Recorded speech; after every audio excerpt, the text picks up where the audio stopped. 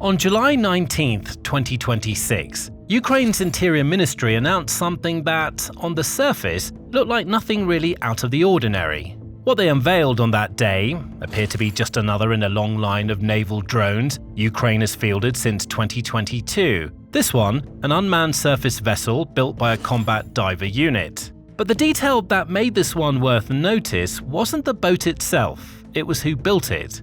The unit is Omega, the Ukrainian National Guard's Special Purpose Center. Its diving detachment is the same team that days earlier had via drone destroyed a Russian Su-24M bomber at the Saki Air Base in occupied Crimea, demolishing it before it could take off on a strike mission. The people who blew up that Russian bomber with weapons that rained down from the sky were the same people designing the boats that will carry the next generation of Ukrainian drones out to sea.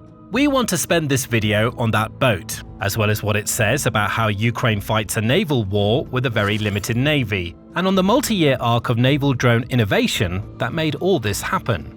The bomber operation is important here, because it's the reason this particular boat story matters beyond the usual Drone of the Week coverage. Su-24Ms are just one of the types of aircraft that have been used to drop glide bombs on Ukrainian cities and frontline positions. So removing one before it ever gets airborne is much more strategically important than shooting down a drone or damaging a ship at sea. However, it's also significantly more difficult, requiring people physically getting close enough to a heavily defended Russian airbase to do the job pretty much by hand.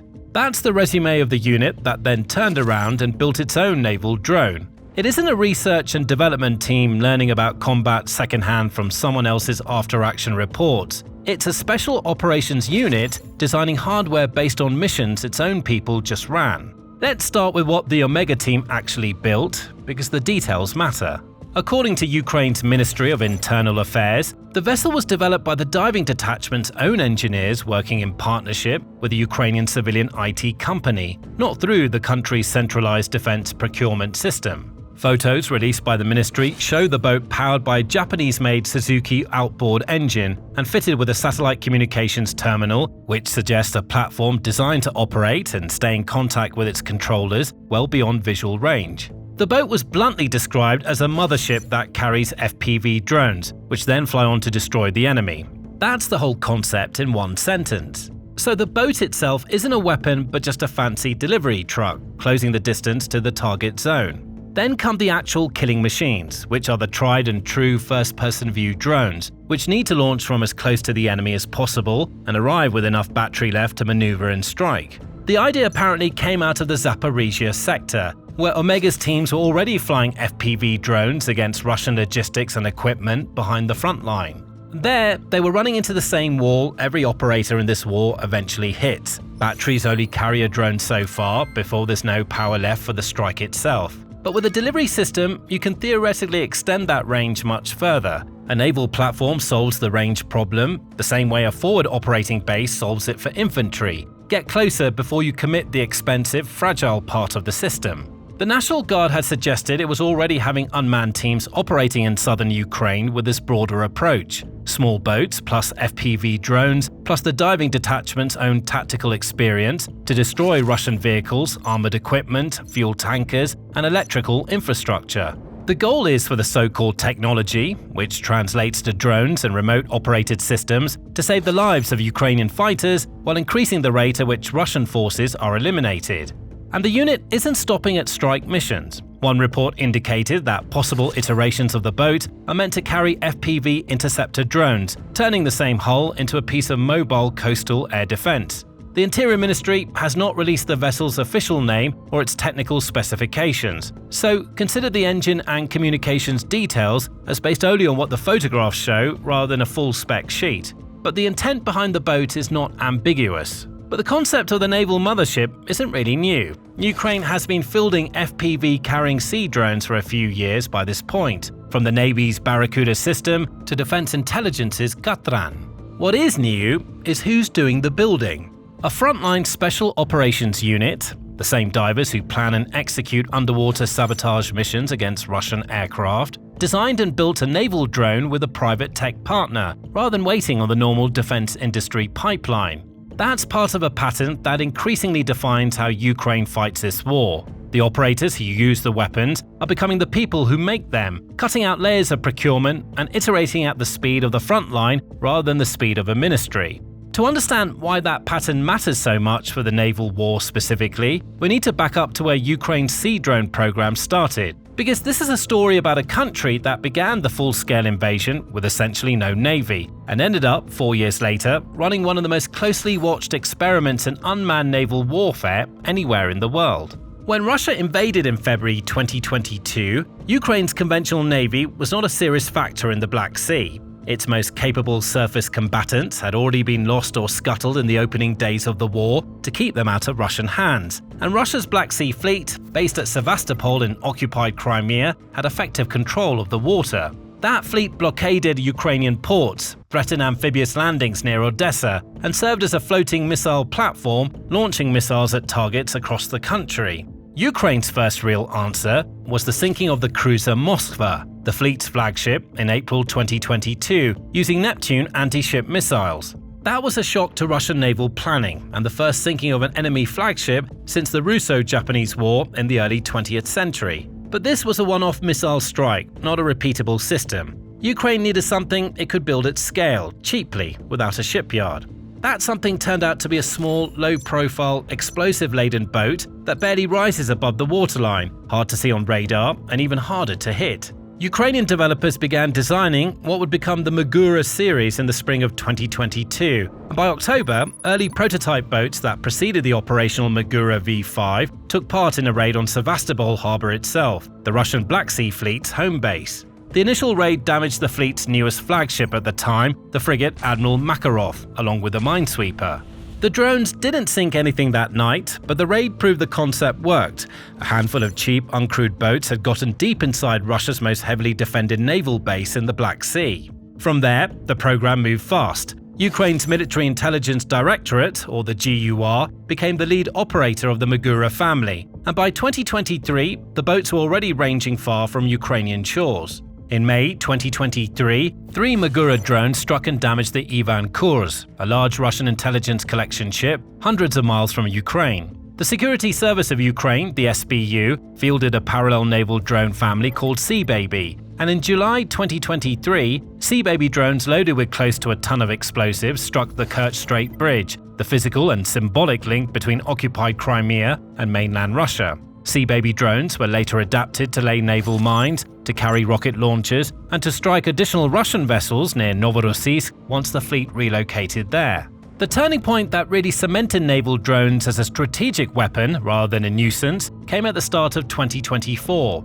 In late January, Magura V5 drones sank the Tarantul-class missile corvette Ivanovet, and in mid-February they sank the Rapucha-class landing ship Cesar Kunikov. Those were the first confirmed sinkings of enemy warships by naval drones in the history of naval warfare, not just in this war, but full stop. Within roughly a year of that first Sevastopol raid, according to reporting from outlets that have tracked the campaign closely, Ukrainian sea drone and missile strikes combined had sunk or damaged around 24 Russian vessels. And by 2023 and into 2024, the bulk of the Black Sea Fleet had relocated from Sevastopol several hundred kilometers to the east, to a more distant and initially safer base at Novorossiysk, although that protection proved temporary. That relocation is one of the starker outcomes of the entire war. A country without a meaningful navy helped force the large portion of a nuclear-powered Black Sea Fleet away from its traditional base at Sevastopol, using boats that, individually, cost a few $100,000 each. Even the retreat to Novorossiysk didn't fully solve Russia's problem. Ukrainian sea drones kept extending their range, eventually striking targets close to 500 miles from the Ukrainian-controlled coastline, and the Magura family kept adding capability. By early 2025, Magura V5 drones, fitted with what Ukraine has called the Sea Dragon infrared homing missile, adapted from the old Soviet R-73 air-to-air missile, shot down Russian Mi-8 helicopters operating near Crimea, the first confirmed case of a naval surface drone killing an aircraft. A larger variant, the Magura V7, has since been fitted with air defense missiles of its own. What started as an improvised speedboat with an explosive charge in the bow had within about 3 years become a multi-role naval platform capable of striking ships, hitting land targets, and shooting down aircraft. That capability curve is the direct ancestor of the Mothership concept behind the Omega boat. Once Ukraine had reliable, radar-evading surface drones that could survive a transit across open water, the logical next step was to stop treating them purely as one-way explosive craft and start using them as delivery platforms for other systems. The Navy leaned into this publicly in mid-July 2026, demonstrating a multi-layered naval drone operation in which its Barracuda drone boat system attacked an observation post, while a separate drone-carrying surface vessel launched reconnaissance and FPV strike drones. The boat's onboard drones can loiter, confirm a target, and hand off a strike faster than a single-purpose kamikaze craft ever could, which directly increases precision and effectiveness. The other branch of this Mothership trend has been air defense, and it may end up being the more consequential one for the war's next phase. But before we get there, make sure you're subscribed to the Military Show for daily news. In April 2026, an uncrewed Ukrainian sea drone shot down a Russian Shahed drone using an Interceptor launched from its own deck, an event Ukraine described as a world first for naval platforms. This comes from the fact that sea drones are a practical launch platform for interceptor systems like Sting, precisely because they can sit offshore along the Black Sea coastline and defend cities from directions and distances that ground-based air defense can't easily cover. Ukraine's Military Intelligence Directorate has also described an incident in which Russian Coast Guard personnel tried to stop a group of Ukrainian naval drones with small arms fire, only for the platform to launch FPV drones that surrounded and destroyed several of the Russian personnel involved. But this doesn't only affect sea combat. Ukraine's Mothership logic has been showing up across every domain where it operates uncrewed systems, so this is just one branch of a much wider structural shift. On land, in mid-July 2026, Ukraine's 123rd Separate Territorial Defense Brigade used an improvised landing craft, ferrying a machine gun-equipped ground robot onto the Russian-occupied shoreline at the Kinburn Spit in Mykolaiv Oblast and deploying it directly into a combat role. This was reportedly the first time a maritime platform has delivered, landed, and enabled a ground robot to carry out a mission on an occupied coastline. In the air, Ukrainian forces are using heavy bomber-type UAVs to transport one-way attack ground robots for follow-on strikes on Russian positions. This extends the operational range of those ground robots, while keeping the larger, more expensive bomber drones farther from Russian air defenses during the actual attack run. Put all of that together, boats launching FPV drones and interceptors, boats delivering ground robots ashore, bombers delivering ground robots inland, and a clear doctrine emerges. Ukraine has built an entire logistics layer out of uncrewed platforms whose only job is to get a smaller, cheaper, more expendable weapon close enough to matter without risking a person or an expensive asset to do it. This is also where the who built it detail comes in. Ukraine's drone industry has never been a single top-down program the way a traditional defense procurement system usually works. It's a decentralized ecosystem of private manufacturers, volunteer-funded workshops, and now, increasingly, frontline units themselves designing hardware based on what they've learned from months of actual combat use. For example, Ukrainian manufacturers like Frontline Robotics report making minor design changes to their drones as often as 20 times a month, with major updates roughly every 6 months. This is an iteration speed that would be almost unimaginable inside a conventional defense acquisition process in most Western militaries.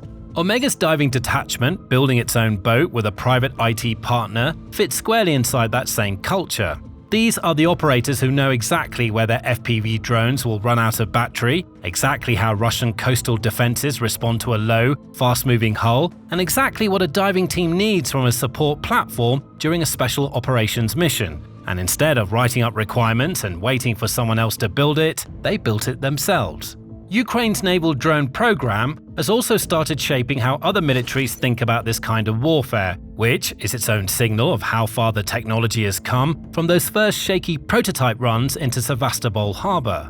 The United States military used armed uncrewed surface vessels in combat for the first time during operations in Iran, and before that, US Special Operations Forces had tested Ukrainian Magura maritime drones during exercises in the Philippines, a region with its own obvious interest in cheap, fast, hard-to-detect naval strike craft given the tensions in the South China Sea. None of that means the Magura family or its offshoots are about to become standard issue equipment for the US Navy, But it does mean the operational lessons Ukraine has generated fighting a much larger navy, with almost no fleet of its own, are being studied, and in at least one case directly borrowed by the country's largest military backer. That's a fairly unusual position for Ukraine to be in.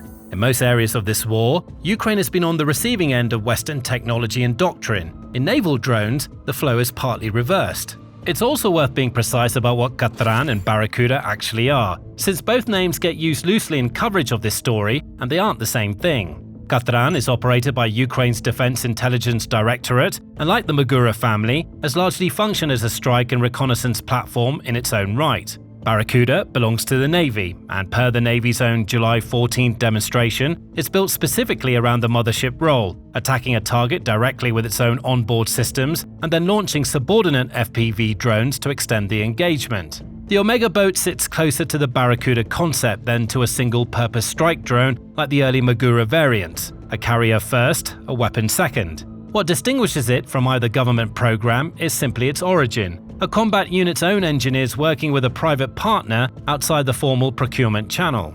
It's also worth putting a number on how fast this ecosystem is scaling more broadly. Ukraine produced roughly 10,000 ground robotic systems in 2025 and is aiming for around 50,000 in 2026, a five-fold jump in a single year. The European Union, for its part, has been moving to formalize its support for exactly this kind of production base. In mid-July 2026, the EU and Ukraine signed a drone deal intended to strip away bureaucratic barriers so that Ukrainian and European companies can more easily form joint ventures, and the European Commission launched a parallel EU-Ukraine drone alliance bringing together companies, researchers, and armed forces from both sides, with its first meeting of 18 founding members expected in Brussels in September. None of that money or policy framework built the Omega boat directly. That vessel came out of a diving unit and a private Ukrainian IT company working on their own initiative. But it's the broader current the story is swimming in, a wartime economy that has learned to treat frontline improvisation as a legitimate source of new weapons rather than something to be centralized and slowed down.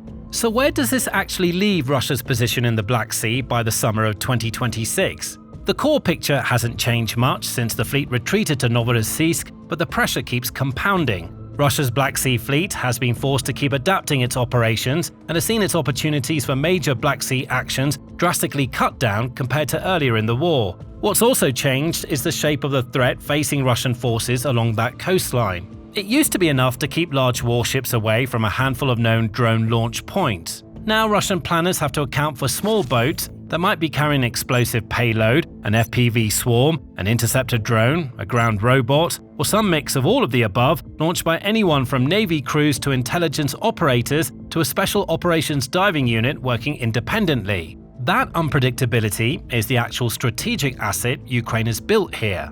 A conventional navy is expensive, slow to expand, and easy to track. A distributed ecosystem of small, cheap, purpose-built platforms designed by the people who actually use them is none of those things. And Omega's new mothership is one more data point in a trend that shows no sign of slowing down.